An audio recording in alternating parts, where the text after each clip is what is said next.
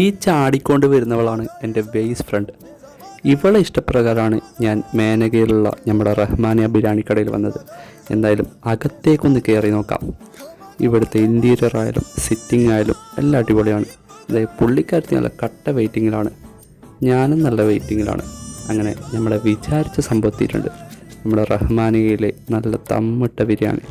എന്തായാലും പുള്ളിക്കാരത്തി നല്ല അഭിപ്രായമാണ്, അടിപൊളിയാണ്, നല്ല ടേസ്റ്റാണ്, നല്ല ജ്യൂസി പീസാണെന്നുള്ളതാണ് പറയുന്നത്. ബിരിയാണീൻ്റെ കൂടെ ഡേറ്റ്സ് അച്ചാറും സലാഡും പപ്പടും അങ്ങനെ സൈഡായിട്ട് അതാണ് വരുന്നുള്ളത്. പിന്നെ നമ്മൾ വാങ്ങിച്ചത് 2 ഹാഫ് പോർഷനായിരുന്നു.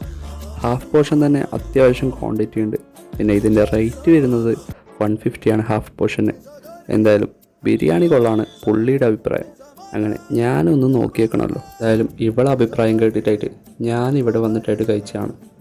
ഇവിടുത്തെ ടേസ്റ്റ് ഒരു രക്ഷയില്ലായിരുന്നു. എന്തായാലും ആ ഒരു ഡേറ്റ്സ് അച്ചാറും സലാഡും എല്ലാം ഒന്ന് മിക്സ് ആക്കിയിട്ട് കഴിക്കുമ്പോൾ ആ ഒരു ടേസ്റ്റ് എന്തായാലും ഒരു രക്ഷയില്ലാത്ത ടേസ്റ്റാണ് നമ്മുടെ മേനകയിലുള്ള റഹ്മാനിയ ബിരിയാണി കട. എന്തായാലും എനിക്കിഷ്ടപ്പെട്ടു ഇവിടുത്തെ ബിരിയാണി.